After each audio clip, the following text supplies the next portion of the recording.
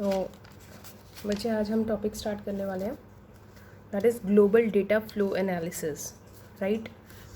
सो global data flow analysis के नाम से ही हमें पता चलता है कि हमें बेसिकली ये देखना है कि किस तरीके से एक ब्लॉक से दूसरे ब्लॉक तक डेटा ट्रांसफ़र होगा, ठीक है। So here I have written the definition. It collects the information about the entire program and distribute this information to each block in the flow graph. अब क्योंकि उसका नाम ग्लोबल डेटा फ्लो एनालिसिस है, इसलिए वो क्या करेगा, वो सारे जितने भी ब्लॉक्स की इन्फॉर्मेशन होगी आपकी, जितने भी जो आप बेसिक ब्लॉक्स बनाते हो उसकी सारी इन्फॉर्मेशन कलेक्ट करके वो सारे प्रोग्राम को देगा कि कौन सा वेरिएबल कब यूज़ हो रहा है, कैसे उसकी आउटपुट आ रही है, क्या काम हो रहा है, राइट। इसमें हम बेसिकली रीचिंग डेफिनेशंस यूज़ करते हैं. रीचिंग डेफिनेशंस में हमारे पास 4 डेफिनेशंस आती हैं. एक होती है जेन बी, एक होती है kill B, in B and out B. ये जेन बी का मतलब है generation of generated definition inside a block. एक पर्टिकुलर ब्लॉक है बी नाम का एक ब्लॉक है, उसके अंदर कौन कौन सी डेफिनेशंस हैं जो जनरेट हुई हैं, right. So Gen B is a set of generated definitions with block B that reaches the end of block. ठीक है, कोई भी डेफिनेशन जो उस ब्लॉक के एंड तक जाएंगी कंप्यूट होने के लिए, right. Kill B is the set of definition outside of B that define identifiers that also have definitions within B. इसका मतलब वो ऐसी definitions को define करता है जिसकी जो डेफिनेशन है एक ब्लॉक B1 में, सपोज करो एक वेरिएबल I यूज़ हो रहा है, तो B1 के सिवाय बाकी किस किस ब्लॉक्स में वेरिएबल I1 यूज़ हो रहा है, वो सारी डेफिनेशंस जो है वो सारा सेट कहाँ पर आएगा, किल B में. नेक्स्ट है in B. In B consist of all the definition reaching the point just before the first statement of B. ठीक है, यहाँ B जो है, जहाँ भी B वर्ड आ रहा है तो it means that is a block. ठीक है, तो इन का मतलब होता है जितनी भी डेफिनेशंस स्टार्टिंग पॉइंट मतलब first statement of block B में एंटर कर रही हैं. और आउट बी का मतलब होता है जितनी भी डेफिनेशंस जो हैं वो लास्ट स्टेटमेंट ऑफ बी तक रीच कर रही हैं. लास्ट स्टेटमेंट ऑफ बी मतलब बी से एग्जिट कर रही हैं वो स्टेटमेंट्स. ये सारी चीज़ें जो हैं, ये रीचिंग डेफिनेशंस और ये जो ग्लोबल डेटा फ्लो एनालिसिस है, ये आपको एक एग्जाम्पल से ज़्यादा क्लियर होगा.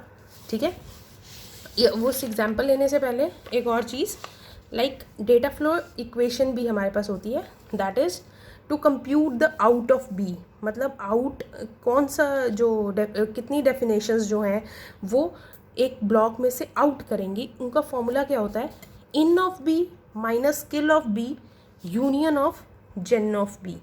मतलब वो स्टेटमेंट्स जो बी में इनपुट हुई, जो बी में किल हुई, किल मतलब वो स्टेटमेंट्स जो बी के कहीं बाहर भी यूज़ हो रही हैं, यूनियन कर देते हैं जेन ऑफ बी से.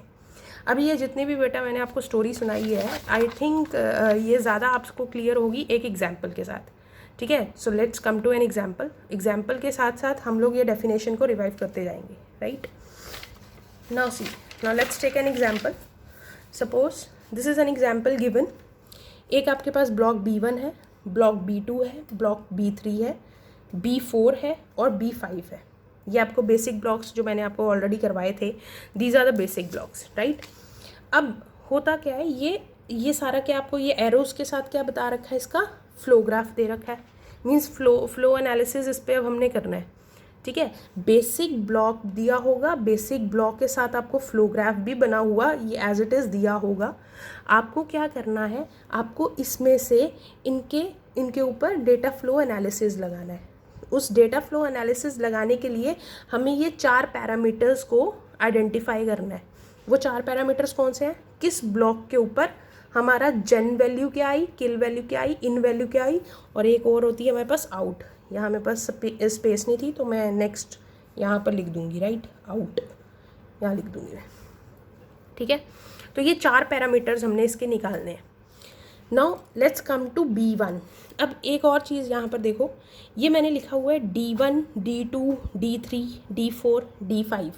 सो these all stands for these are the various definitions. ठीक है, ये definition 1, definition 2, definition 3, definition 4, definition 5, ये डिफरेंट डेफिनेशंस हैं. ठीक है, इतनी बात क्लियर हो गई.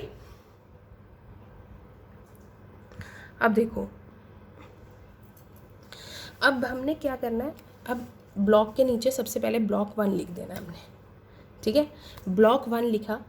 अब ब्लॉक 1 में आप वो डेफिनेशंस लिखेंगे, आपने एक ऐसे सेट बनाना है, उस सेट के अंदर आप क्या लिखेंगे, वो डेफिनेशंस का नाम जो कि B1 में जनरेट हुई हैं, ठीक है। तो B1 में जनरेट होने के लिए हमने जो डेफिनेशन ली थी, क्या ली थी, it is the set of generated definitions with block with in block B that reaches the end of the block, ठीक है।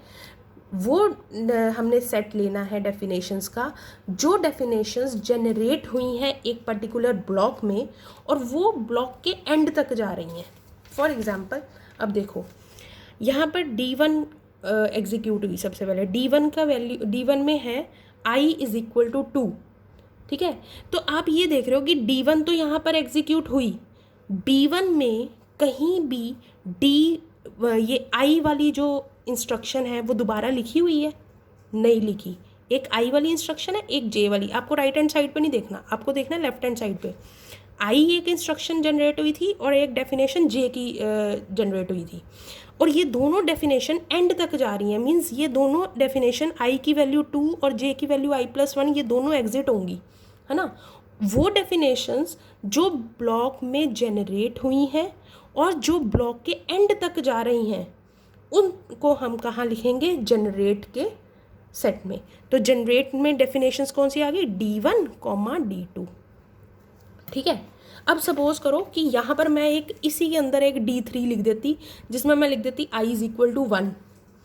अगर मैं वहाँ पर I इज इक्वल टू 1 लिख देती, इट मीन्स कि अब ये वाली D1 कैंसिल हो जाती और वो D3 जो होती वो D3 यहाँ आती, तो मेरे पास एक्चुअल में जनरेट में क्या आता, D2 और D3।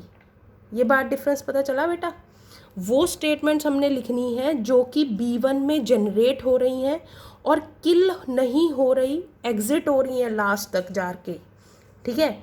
मीन्स मैंने आपको ये एग्जांपल बताई है कि यहाँ पर सपोज मैं कोई इंस्ट्रक्शन लिख देती D3 और उस D3 के अंदर मैं लिख, सपोज ये देखो, सपोज करो एक इंस्ट्रक्शन मेरी इस तरीके से होती D1 जिसमें कि लिखा हुआ है I is equal to 2, D2 जिसमें कि लिखा हुआ है J is equal to I+1। ये दोनों इंस्ट्रक्शन है B1 में, और B1 में ही एक D3 दे रखी है जिसमें लिख रहा है मैंने I इज इक्वल टू 3।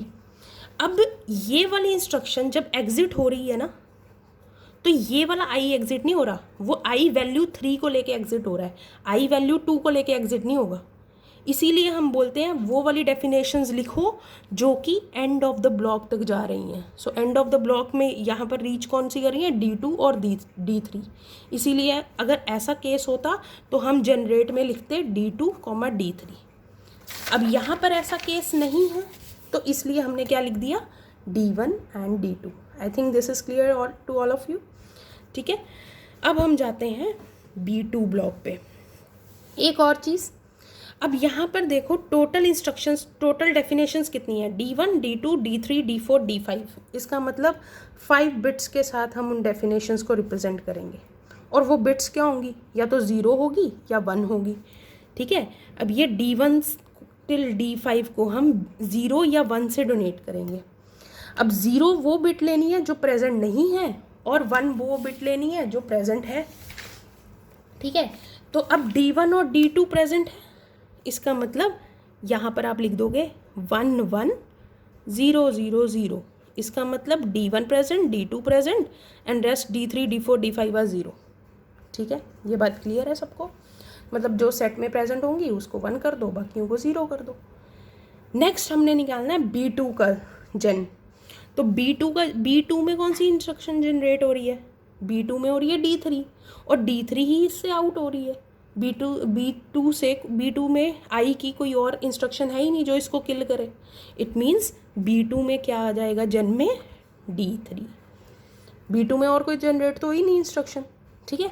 तो इसका मैं बिट वैल्यू कैसे लिखूंगी, इसकी D1 0, D2 0, D3 इसमें जनरेट हुई है, D4 और D5 0, ठीक है। फिर मैं जाऊंगी B3 पे। अब देखो B3 में कौन सी इंस्ट्रक्शन जनरेट हो रही है, D4, और तो कोई भी नहीं है, और D4 इससे एग्जिट हो रही है, तो यहाँ क्या आ जाएगा D4, और इसकी बिट वैल्यू क्या आ जाएगी 0, D1 0, D2 0, D3 0, D4 1, D5 0। ठीक है, फिर हम जाएंगे B4 में। B4 में क्या आएगा? B4 में D5 जनरेट हो रही है, ठीक है, D5 ही इससे एग्जिट हो रही है, तो D5 इसमें आ जाएगा D5 और इसकी बिट वैल्यू भी आ जाएगी 0, D1 0, D2 D3 D4 0 और D5 1। अब B5 का जहाँ पर एम्प्टी ब्लॉक होगा तो समझ लो कि वहाँ पर हमें नहीं पता कि उसमें कौन सी इंस्ट्रक्शंस हैं, और इसका मतलब ये भी नहीं है कि इसमें कोई इंस्ट्रक्शन नहीं है, इसमें कोई ना कोई इंस्ट्रक्शन पड़ी हुई है, but that are unknown instructions. हमें नहीं पता क्या इंस्ट्रक्शंस उसमें, क्या डेफिनेशंस पड़ी हुई हैं। तो आप जनरेट जो कर रही है, क्योंकि वो हमें अननोन है, इसलिए आप B5 में क्या लिख देंगे? 5। क्लियर?